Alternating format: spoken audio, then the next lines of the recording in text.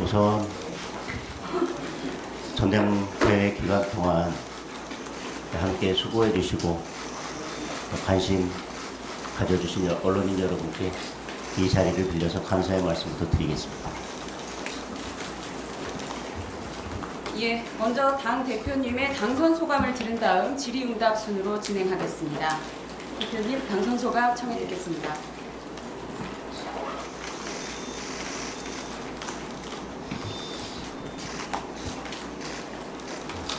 아까 전당대회장에서도 말씀을 드렸지만 제가 당대표가 된 것은 오로지 당원들의 승리라고 생각합니다. 여러분도 아시겠지만 전당대회 기간 중에 제가 크게 캠프를 차린 것도 없습니다. 그리고 무슨 조직을 가동한 것도 없습니다. 그저 당원들의 마음이 어디에 있는지 읽으려고 노력했고 당원들께 어떤 말씀을 드려야 할지 메시지에 집중하면서 이번 전당대회 기간을 지나왔습니다. 그것을 선택해 주신 당원 여러분들께 다시 한번 감사드리고 또 그렇게 캠프도 없이 또 조직도 없이 이렇게 선거를 치러낼 수 있었던 것은 지금의 새로운 미디어 환경이 있었기 때문에 가능했다고 생각합니다. 오직 국민의힘의 변화와 쇄신 그리고 대한민국의 수호를 위해서 전당대회 기간 내 외곽에서 응원해 주시고 또 성원해 주신 모든 분들께 다시 한번 감사의 말씀을 드리겠습니다. 그 성원의 마음을 담아서 이제 미래로 나아가면서 당을 혁신하는 일에 매진하겠습니다. 멈추지 않고 당을 혁신해 나가겠습니다. 단일 대우로 뭉쳐서 제대로 싸우는 야당의 모습을 보여드리겠습니다. 다시 한번 저에게 지지를 보내주신 모든 국민 여러분 그리고 당원 여러분께 감사의 말씀을 드립니다. 예, 지금부터 질의응답 시간 갖겠습니다. 손을 들어주시면 지명을 한 후에 소속과 언론사 성함을 말씀해 주시고 질문해 주시면 되겠습니다. 네, 모닝투데이 박상곤입니다. 먼저 우선 당선 축하드립니다. 첫 질문으로는요, 당대표로서 제일 첫 행보로 보이실 거는 어떤 걸 하실 건지, 그리고 또 오늘 새벽에 한미 정상회담이 있었는데 이에 대해서 어떻게 평가하시는지 궁금합니다. 오늘 오후부터는 계속 언론사 인터뷰들이 쭉 예정되어 있기 때문에 오늘까지는 언론사 인터뷰를 소화해야 할 것 같습니다. 그리고 첫 행보로 어떤 일정을 할지에 대해서는 이제 우리 사무처 당직자들과 그리고 당의 다른 지도부에 계신 분들과 같이 상의를 해보도록 하겠습니다. 다음 질문 그리고 한미 정상회담에 대해서는 저는 처음부터 이재명 정부가 들어서면서부터 결국 이재명 정부의 잘못된 외교 노선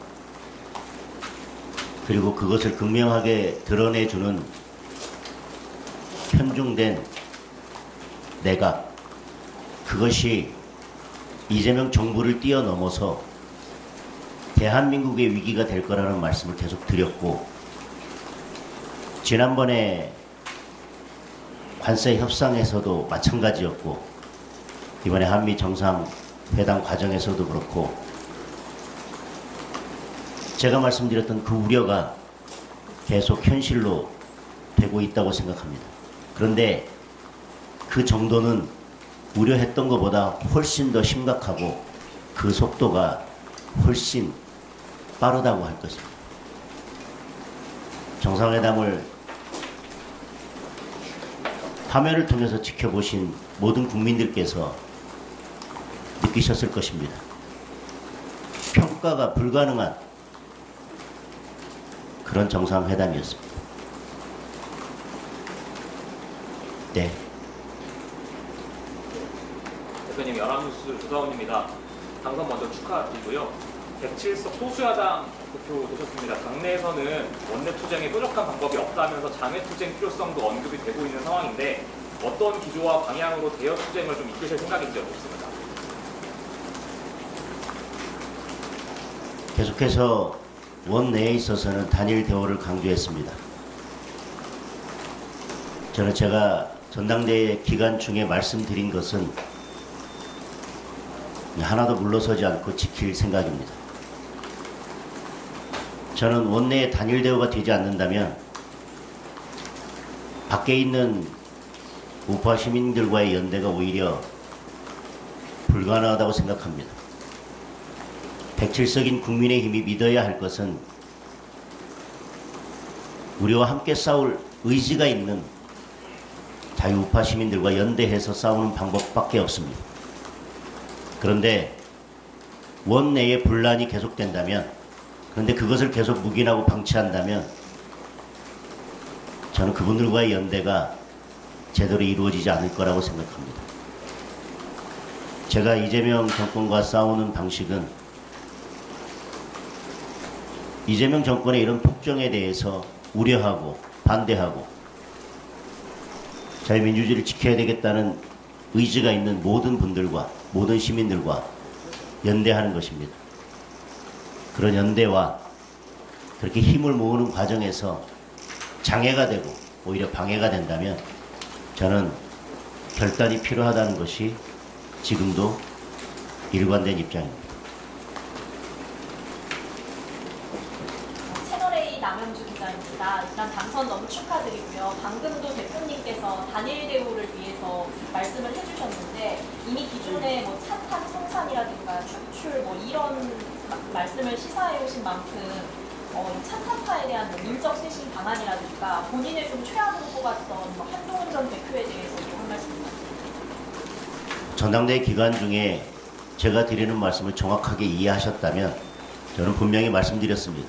지금이라도 원내에서는 107명이 하나로 뭉쳐서 가는 것이 최선입니다.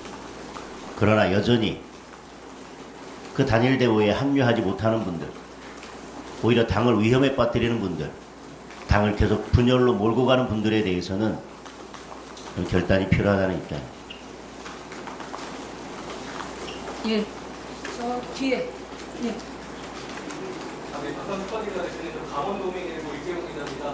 좀 이런 질문일 수 있는데요. 본격적으로 업무를 좀 시작하셔야 되겠지만 강원도를 비롯한 17개 광역지자체를 이제 이만큼 앞서서 우열대를 나눠보시다면 몇 대 몇 정도로 보시는지, 또 그리고 지방선거 병원칙이라고 해야 될까요? 민주당 정천의 대표는 경선 원칙을 얘기했는데 국정님께서는 그 선거 전략을 어떤 구상을 하고 계실지 궁금합니다. 지금 광역 단체별로 몇 대 몇의 승리를 말씀드리기는 어려울 것 같습니다.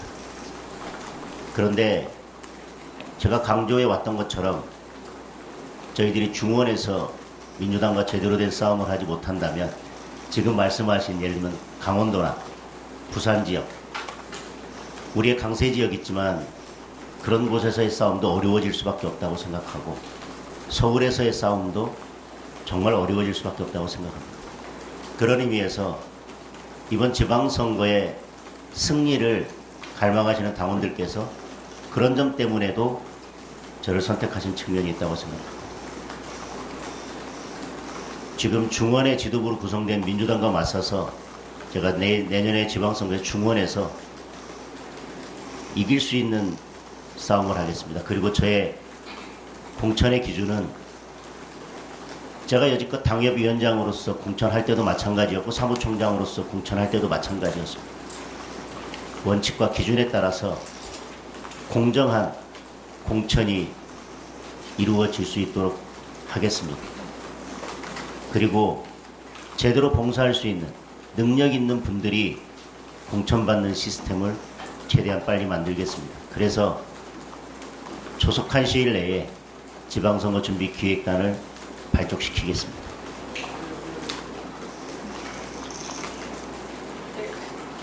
대표님, 당선 축하드립니다. 오늘 기다리고 있습니다. 국민의힘이 대선 패배 이후에 계속 일반 국민들한테 달라지고 변화된 모습을 보여주지 않고 있다. 이런 지적을 계속 들어왔는데요. 신인 당 대표가 되셨으니까 이런 부분에 대한 당 대표님의 방향은 어떤 건지 말씀해 주세요.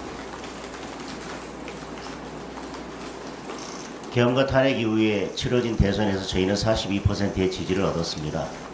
그 42%의 지지에는 계엄과 탄핵에 대한 국민의 과거에 대한 심판이 포함되어 있었다고 생각합니다. 그리고 그 42%를 지지하고 당시 이재명 후보에게 과반을 주지 않은 것은 야당으로서 거대 여당을 견제하고 이재명 정권을 제대로 견제하라는 민심이었을 것입니다. 그런데 저희들이 그것을 하지 못하고 계속 내부 갈등만 유발하고 또 전당대회 과정에서도 계속 과거 이슈에 매몰되면서 국민들의 마음에서 멀어졌다고 생각합니다. 이제 전당대회도 끝났습니다. 전당대회 특성상 당내 경선을 하다 보면 과거의 사건들에 대해서 우리 내부적으로 서로 경쟁을 할 수밖에 없어서 과거 이슈들이 계속 등장할 수밖에 없는 그런 상황이었습니다. 전당대회가 끝났습니다. 저희가 미래로 나아가면서 이재명 정권을 견제하고 더불어민주당을 견제하기에도 이제 바쁜 시간들입니다. 과거를 논할, 과거를 이야기할 시간이 더 이상 없습니다. 대선에서 보여주셨던 민심을 따라서 이재명 정권을 제대로 견제하고 여당을 제대로 견제하면서 제대로 된 정책 대안을 제시하는 민생 정당으로 거듭날 수 있도록 미래로 나아가는 일에 집중하겠습니다. 대표님 먼저 당선 축하드리고요. 소속하고 성함을 좀. 뉴스빈 박세영 기자입니다. 지명직 최고위원은 어떤 인사를 염두에 두고 계시는지 그리고 언제쯤 발표하실 계획인지 궁금하고요. 그리고 하나 더 여쭤보면 아까 당선 수락 연설에서 새로운 미디어 환경이 만들어냈습니다라는 표현을 하셨는데 구체적으로 어떤 부분이 대표님 당선에 영향을 미쳤다는 뜻인지 좀 여쭙습니다. 우선 인선에 대해서 말씀을 드리면 인선에 대해서 아직 특별히 정해진 바가 없습니다. 저 혼자 어디 방에 숨어서 인선을 할 생각은 아니고요. 당의 여러 위원님들과 또 지도부와 또 함께 선거를 치렀던 분들과 의논하면서 제가 그동안 약속드렸던 것들을 구현하려면 어떤 분이 맞는 분들인지 고민하겠습니다. 능력을 위주로 제가 약속했던 것들을 구현할 수 있는 실질적인 능력을 중심으로 인사를 하겠습니다. 기계적인 탕평은 하지 않을 생각입니다. 그리고 아시겠지만 제가 처음에 전당대회에 출마했을 때 저에 대한 뿌리표는 극우라는 것이었습니다. 많은 언론들에서 저를 극우로 표현했습니다. 제가 드리는 말씀의 처음과 끝을 다 들어본다면 저는 그 극우라는 평가에 대해서 동의하기 어려웠습니다. 그럼에도 불구하고 많은 유튜버들께서 제가 드리는 말씀이 당원들의 마음을 대변하고 있다고 계속 말씀을 해주셨습니다. 그리고 국민의힘이 변하려면 혁신으로 나아가려면 지금은 강하고 선명한 장동혁이 돼야 된다고 말씀을 해주셨습니다. 오늘 결국 선거 투표 결과에서도 나타났던 것처럼 얼마 전에 우리 당의 대선 후보였던 그리고 40% 넘는 지지를 받았던 김문수 후보와 싸워서 한 달도 채 안 되는 기간에 결선을 1위로 올라가고 오늘 결선에서도 승리한다는 것은 쉽지 않은 것이었을 것입니다. 그리고 그 인지도를 넘어선다는 것은 쉽지 않았을 것입니다. 그렇기 때문에 오늘 일반 여론조사에서는 우리 지지층을 상대로 했지만 6대4의 결과를 받았고 제가 일반 여론조사에서는 패했습니다. 그럼에도 불구하고 당원들께서 압도적인 지지를 보내주셨는데 그것은 많은 보수 유튜버들께서 우리 당원들에게 왜 장동혁이 되어야 하는지에 대해서 거의 예외 없이 한 목소리로 지지를 보내주셨기 때문이라고 생각을 합니다. 네, 충청권 언론수의 유재민 기자입니다. 민주당 호남당 이미지가 국민의힘은 영남당 이미지가 강한데 이번 당대표 양당의 당대표들이 충청 출신 분들이 당선되셨습니다. 내년 지방선거에서 중앙 싸움의 중요성 강조하셨는데 민심은 어떻게 선거에 다루기 따른 충청 민심을 어떻게 좀 끌어모으실 생각이신지 그리고 지금 이재명 정부에서 해수부를 이전하겠다는 그런 방침을 고수하면서 이 지역 균형 발전에 역행하는 처사라는 비판이 나오고 있는데 이 부분에 대해서 어떻게 대응하실 생각인지 모르겠습니다. 우선 정청래 대표를 충청의 정치인으로 분류하지만 충청을 기반으로 정치를 하신 적은 없습니다. 지역구도 그렇습니다. 그저 고향이 충청이라는 것뿐입니다. 저는 충청 출신으로서 정치를 대전에서 시작했고 지금은 보령 서천 제 고향을 기반으로 정치를 하고 있습니다. 정청래 대표에 비해서 진정한 충청인이라고 저는 자부할 수 있습니다. 그래서 지금 민주당 지도부가 충청 출신들로 다 전면 배치되어 있는데 내년 지방선거에서 우리가 승리할 수 있도록 국민의힘에도 충청을 끌고 나갈 정치인이 있다고 하는 것을 보여줘야 한다라고 당원들께 말씀을 드렸고 아까 말씀드린 것처럼 그런 것들이 저를 선택한 한 요인이었다고 생각을 합니다. 누구보다도 충청인들의 염원을 잘 알고 있습니다. 지역 발전에 대한 염원도 알고 있습니다. 늘 선거에 있어서 스윙보터와 바로 밑의 역할을 해왔지만 늘 소외받고 있다는 그 민심도 잘 알고 있습니다. 내년 지방선거에서 승리할 수 있도록 충청인들의 민심을 담아내는 역할을 하겠습니다. 그리고 해수부에 대해서는 저는 지속적으로 반대 입장을 보였습니다. 대구에 가서는 산자부를 대구로 옮기는 것에 대해서 저는 반대를 했습니다. 중앙부처는 지역과 거리상 밀접하게 함께 해야 할 이유가 없다고 생각합니다. 정책부서입니다. 집행부서가 아닙니다. 중앙부처를 한 곳에 모아놓은 데는 부처 간의 업무 협조와 유기적인 업무 효율 때문에 그렇게 만들어 놓은 것입니다. 국토를 균형으로 발전시키겠다고 하는 것은 국가의 인프라와 재원을 어떻게 나눌 것인가의 문제지 중앙부처를 각 시도별로 찢어 놓는다고 해서 국가의 균형 발전이 이루어지는 것은 아닙니다. 저는 부산이 훨씬 더 발전해야 하고 국제적인 해양 허브 도시로 발돋움해야 된다고 하는 것에 대해서는 전적으로 공감을 합니다.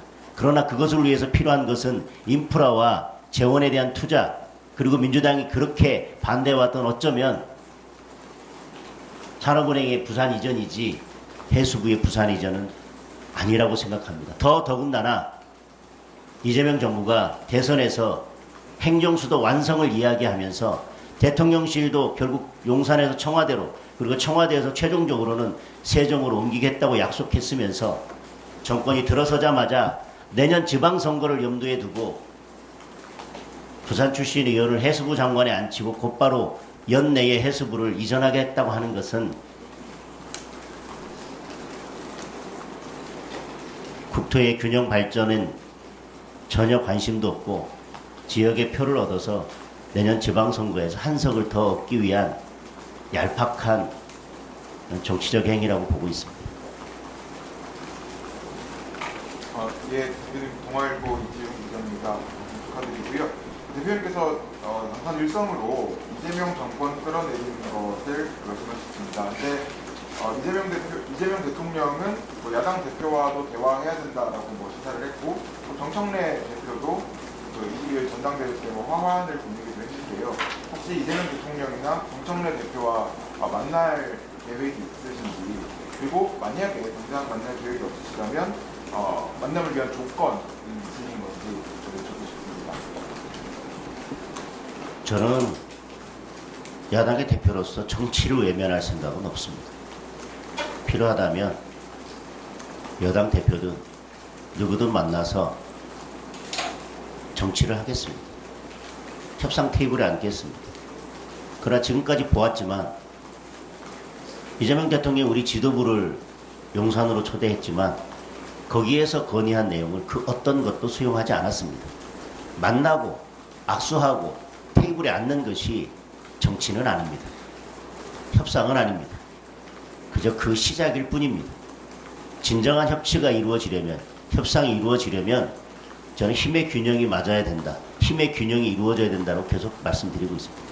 107명인 우리 국민의힘이 힘의 균형을 맞추는 것은 결국 국민들이 보내주는 지지율밖에 없습니다. 우리가 야당의 역할을 제대로 해서 우리 국민의힘의 지지율을 끌어올리고, 그리고 여당과 이재명 정부의 지지율이 내려갈 때, 그래서 어느 지점에선가 힘의 균형을 이룰 때에야 저는 진정한 협치가 가능하다고 생각합니다. 그렇지 않다면 지금 이재명 정부나 더불어민주당이 보여온 행태에 비추어 보면 절대 협치하지 않을 것입니다. 지금도 숫자를 가지고 장기적으로 대한민국을 망가뜨릴 법들을 계속 통과시키고 있지 않습니까? 저희들이 아무리 필리버스터라고 어떤 비판을 하더라도 들은 척도 하지 않고 있습니다. 저는 결국 민주당을 협상 테이블에 앉게 만들고 실제로 협상이 이루어지도록 하는 것은 결국 국민들의 회초리밖에 없다고 생각합니다.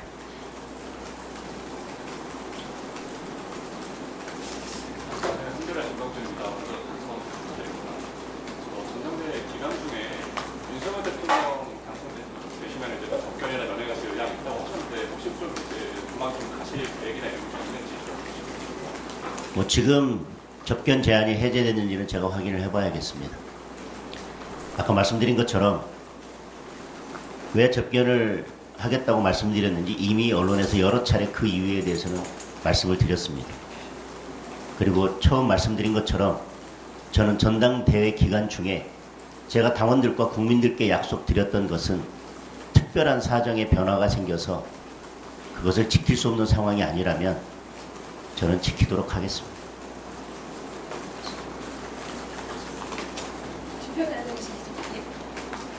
대표님 안녕하세요. 저 경향신문의 박광현 기자라고 합니다. 아까 말씀 중에 찬탄파 등에 대한 결단을 말씀하셨는데요. 출당이나 당원권 정지 같은 징계를 추진할 계획이신지 궁금하고요. 전한길 씨가 전당대회 활동 연설에서 소란 피우는 것이 좀 논란이 있고 경징계하고 받았는데 징계를 어떤 취소를 추진할 생각도 있으신지 궁금하고, 마지막으로 전한길 씨한테 김영진 최고위원 같은 주요 당직이나 당의 역할 같은 것을 부여할 생각이 있으신지. 질문을 여러 개를 하시니까 제가 메모를 하지 않아서. 찬탄파 말씀하셨는데요. 저는 찬탄파라고 또 누구의 이름을 특별히 거명한 적이 단 한 번도 없습니다. 다시 말씀드리지만 지금부터 단일 대우에서 이탈하고 내부 총질을 하는 분들에 대해서, 당론을 지속적으로 어기는 분들에 대해서는 결단하겠다는 말씀을 드렸지, 제가 뭐 무슨 파, 뭐 무슨 개, 누구라고 말씀드린 적은 없습니다. 그리고 두 번째, 윤리위원회에서 전환기 씨에 대해서 징계 결정을 했는데 윤리위원회 결정이기 때문에 저는 다소 불합리한 점이 있다 하더라도 그것을 뒤집을 생각은 없습니다. 그러나 불합리하다고 말씀드리는 것은 그 전에 연설에서도 그날 연설에서도 그렇고 그 이후의 연설에서도 그렇고 특정 후보가 연단에 올라갔을 때 연설을 방해하는 장면은 여러분들께서 합동 연설회장에서 충분히 경험하셨을 것입니다. 저만 하더라도 충분히 방해받았습니다. 그날 특정 후보가 방해받은 것 이상으로 저는 지속적으로 방해를 받았습니다. 전환기 씨가 그와 같은 행동을 하게 된 데에는 특정 후보가 도발한 측면도 있습니다. 저는 어떤 징계는 법적 조치는 원칙과 기준에 따라서 모든 사람에게 동등한 기준으로 적용되어야 한다는 말씀을 계속 드렸습니다. 만약에 그것이 잘못된 것이라고 해서 윤리위원회에서 징계를 하려면 그날 같은 행동을 했던 그 이후에도 같은 행동을 했던 모든 사람들에게 그리고 그것을 유발한 책임이 있는 사람에게도 동등한 정도의 징계가 이루어져야 된다는 말씀을 드리겠습니다. 다만 그렇게 되지 않은 것을 저는 유감스럽게 생각합니다. 그리고 지명직 최고위원에 대해서는 아까 말씀드린 것처럼 아직 고민한 바가 없고 당직에 대해서는 여러분들과 의논을 거쳐서 정하겠다는 말씀을 다시 드리겠습니다.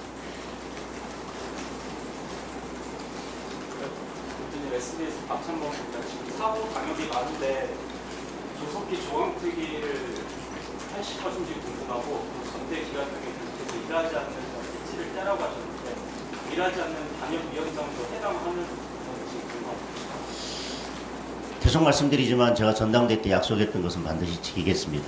우선 내년 지방선거를 앞두고 있기 때문에 전반적인 당무감사를 통한 조직 정비는 현실적으로 쉽지 않을 수도 있습니다. 그러나 지금 공석인 당협 그리고 문제가 이미 노출돼서 당협위원장을 유지하는 것 그것이 현실적으로 문제가 많은 당협에 대해서는 조속히 정비할 필요가 있다는 말씀을 드리겠습니다. 그래서 적절한 시점에 늦지 않은 시점에 조강특위를 가동할 생각입니다. 예, 마지막 질문 받겠습니다. 그리고 또 하나 질문 또 주셨었는데 그 뒤에 그리고 그 부분에 대해서 이미 말씀을 드렸습니다. 제가 우리 위원님들이 어떤 기준에 의해서 공천을 받을 건지 열심히 일한 분들과 그렇지 않은 분들을 구분해낼 수 있는 평가 시스템, 객관적인 평가 시스템을 최대한 빨리 마련하겠다는 약속을 드렸고 그 약속도 반드시 지키겠습니다. 그리고 또 하나 저희들이 공천을 할 때 일하지 않는 분들을 공천에서 배제한다 하더라도 일하지 않는 사람이 또 다시 그 자리를 채운다면 아무 의미 없을 것입니다. 그래서 상시 인재를 발굴하고 그분들을 교육하고 그리고 어떤 분들이 당을 위해서 제대로 일할 수 있는 분들인지를 평가할 수 있는 시스템도 동시에 마련하도록 하겠습니다. 예, 마지막 한 분만 더 예. 받겠습니다. 뒤에 앉아 계신 기자님들 질문 없으십니까? 예. 예. 없으면 굳이 예. 강요하지. 네네. 축하드립니다. 당내 일각에서는 재선 당대표가 좀 무게감 떨어지는 거 아니냐 우려의 시선도 있는 걸로 알고 있는데 리더십을 어떻게 세우실 건지 김문수 후보 같은 경우에는 의원님들하고 소통을 많이 해야 된다고 하는데 그런 방식을 지구하실지 아니면 단일 대우로 간다고 하셨는데 상충되는 부분이 있을 것 같아요. 의원님들과 소통하고 의원님들과 함께 힘을 모아 나가는 과정과 그럼에도 불구하고 계속해서 당의 분란을 일으키는 분들에 대해서 결단하는 문제는 저는 전혀 다른 차원의 문제라고 생각합니다. 지금까지 해왔던 것처럼 저는 원내에서 많은 의원님들과 그동안 적극적으로 소통을 해왔습니다. 그리고 말씀하신 것처럼 재선 의원으로서 여러 당직은 두루 거쳤지만 그래도 정치 경력이 짧은 것에서 오는 단점은 많은 의원님들의 의견을 듣고 또 지도부에 계신 여러분들과 같이 머리를 맞대면서 보완해 나가도록 하겠습니다. 그리고 우리 의원님들 106명과 적극적으로 소통하는 일은 멈추지 않고 해나가겠습니다. 네,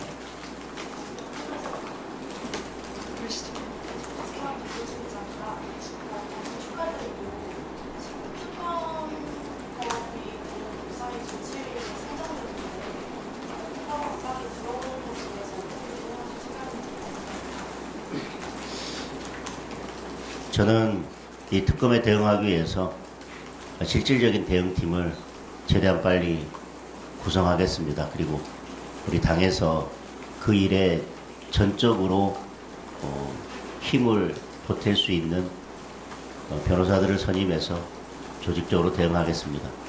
그러나 특검법을 개정해서 기간을 연장한다고 하는 것은 현실적으로 저희들이 수적으로 막아내기는 어렵습니다. 제가 듣기로는 특검 내에서도 특검에 파견된 검사들이 더 이상 수사할 것이 없다라고 이야기하고 있습니다. 그리고 처음에 무차별적으로 의원실이나 저희 국회를 압수수색하고 지역 사무실을 압수수색했었습니다. 아무런 성과도 없었습니다. 그런데 어쨌든 아무런 성과도 없었지만 그런 무차별적인 강제 수사를 진행했지만 지금은 특별히 강제 수사도 이루어지지 않고 있습니다. 그 이야기는 어느 정도 수사가 마무리됐다는 것입니다. 연장할 이유가 없습니다. 연장하는 이유는 하나입니다.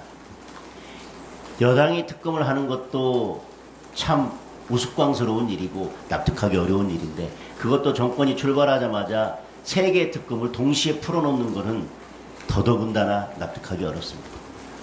그리고 또 기간까지 연장하겠다고 합니다. 그러니 지금 와서 수사가 거의 다 마무리됐고 특검에 파견된 검사들조차도 더 이상 수사할 것이 남아있지 않다고 하는 상황에서 특검 기간을 연장하겠다고 하는 것은 이 특검이 처음부터 내년 지방선거를 염두에 두고 출범한 특검이라고 하는 것을 민주당 스스로 인정하는 것입니다. 그리고 어떻게든 내란 특검에서 국민의힘과의 연관성을 강제로 만들어내서 우리 쉬운 말로 엮어서 다음 총선에 정당 해산으로 끌고 가겠다고 하는 저는 의도가 깔려 있기 때문에 저는 그런 것들을 국민들께서 지켜보시면 이런 폭거가 계속된다면 내년 지방선거에서는 민주당이 어떤 일을 하더라도 선거 직전에 현금을 살포하더라도 저는 백약이 무효인 상황이